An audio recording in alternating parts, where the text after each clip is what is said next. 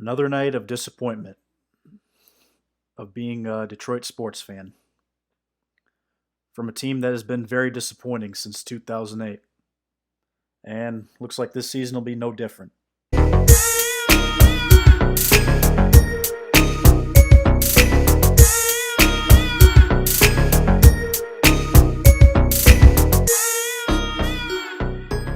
Good evening, my fellow Michiganians, Michiganders, Flintstones, Detroiters, Youpers, whatever you happen to call yourself.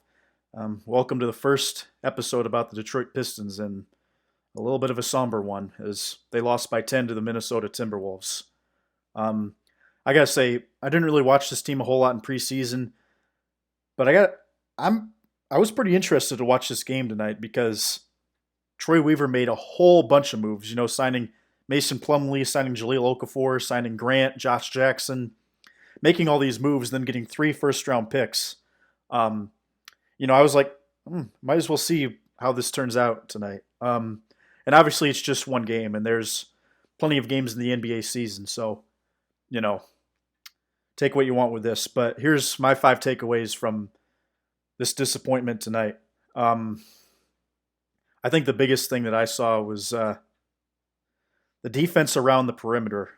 It's got to get a lot better. Timberwolves had 41 three-point attempts. We're lucky they didn't make that many of them, but I'll tell you what, there were a lot of open looks.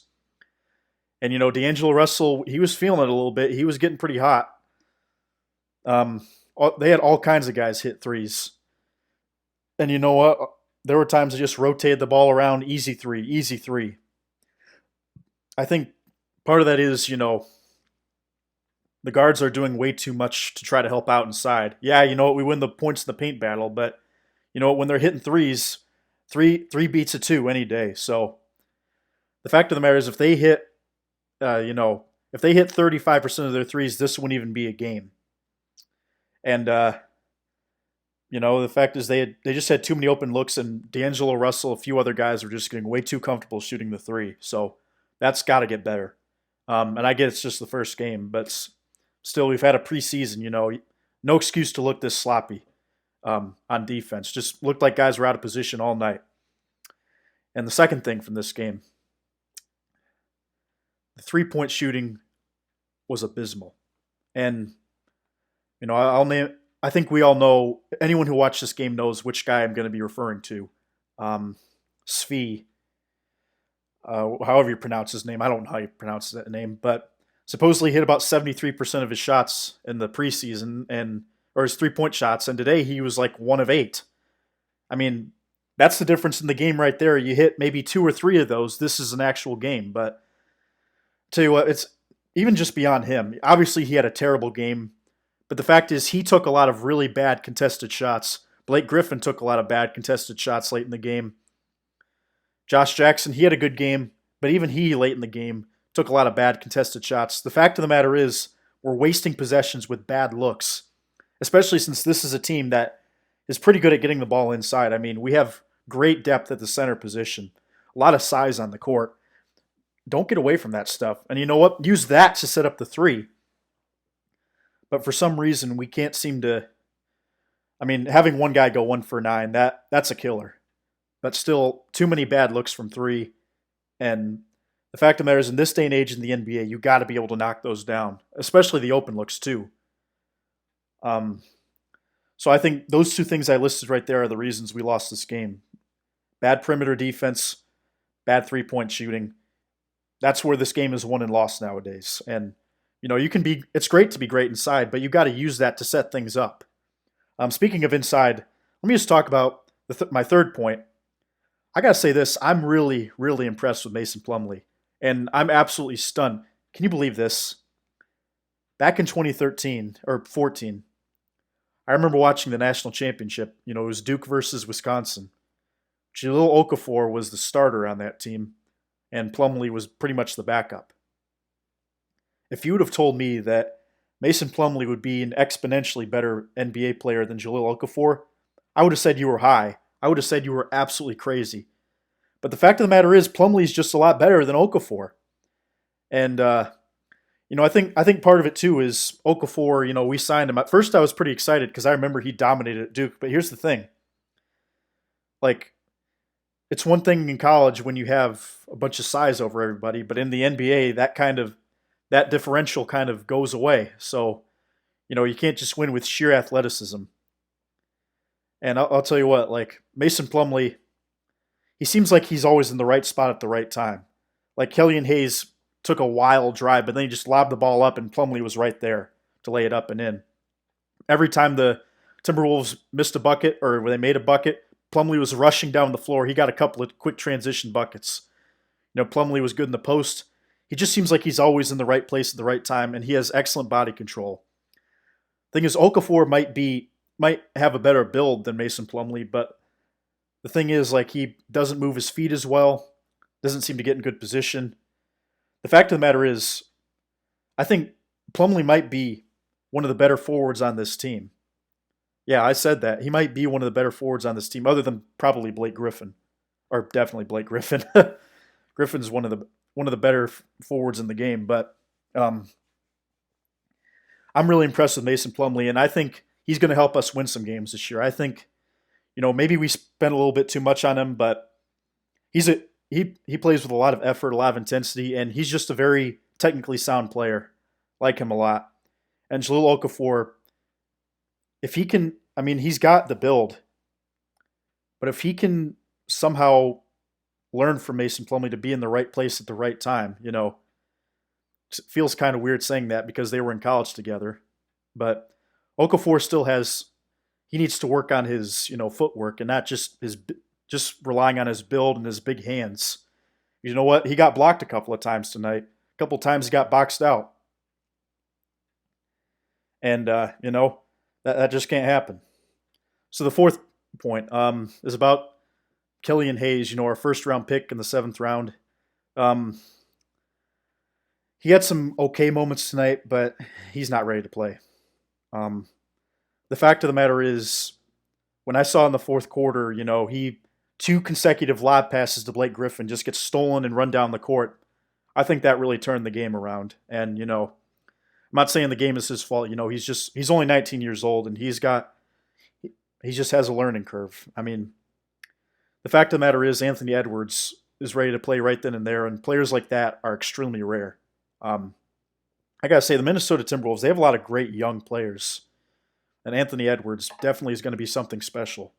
But Killian Hayes, I think he can be good, but he just needs more time on the court as a point guard. I think being a point guard is a little bit different than just being a shooting guard or whatever Anthony Edwards is. He kind of is more of a pull-up guy, whereas Killian Hayes is asked to be the facilitator, and that's not an easy task. So the fact of the matter is Derrick Rose, I really like Derrick Rose, and unfortunately, because of his injury history, we can't give him too many minutes, but it was absolutely the right call to put him in late in the game. But you can't turn the ball over, and Killian Hayes, 4 turnovers tonight.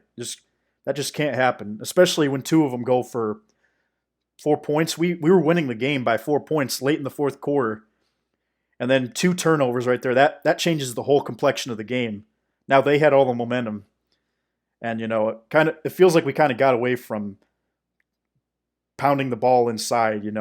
Part of that too was us not playing good defense because then we had to settle for threes.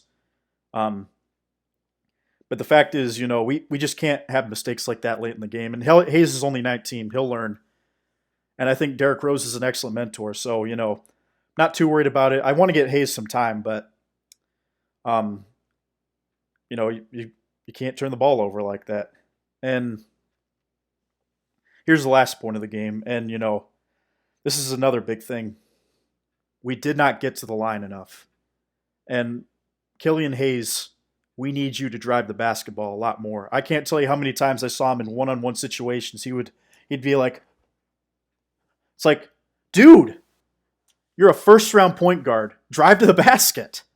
I mean, drive to the basket, see if Mason Plumlee or Blake Griffin are there. Like Blake Griffin, we got the ball inside plenty, but for whatever reason, we could not get to the free throw line. 8 free throws on the night. I'd say most of the time you get free throws, from your guards driving the ball inside. But tonight that wasn't the case.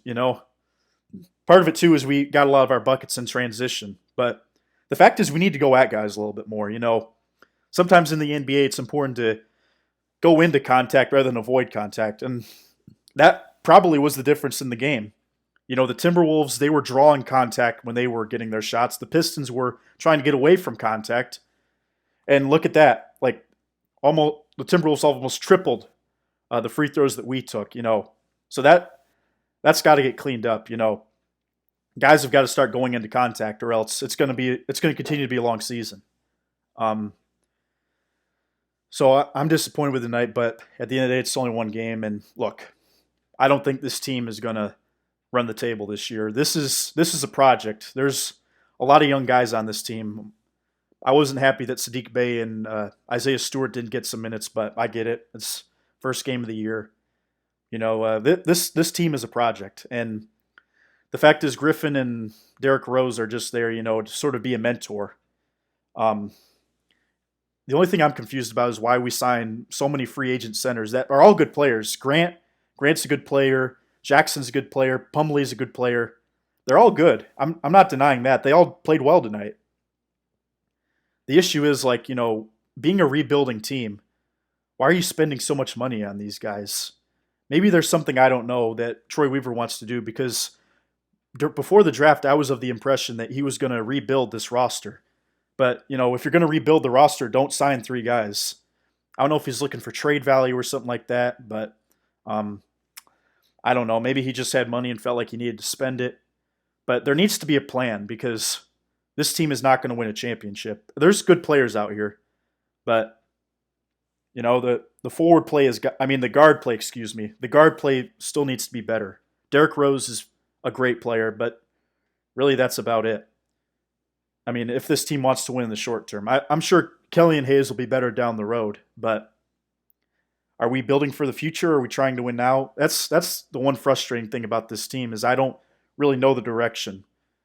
I like Weaver a lot better than Stan Van Gundy. The guys he has signed, they're not bad players. They're good players. We spent a lot of money on them, but what are we trying to do? All right, guys, thank you guys for listening. For more content on Detroit and Michigan sports, subscribe and like below. Thank you all so much for listening. You all have a Merry Christmas, and I'm really excited about Michigan's next basketball game. All right, y'all have a good night.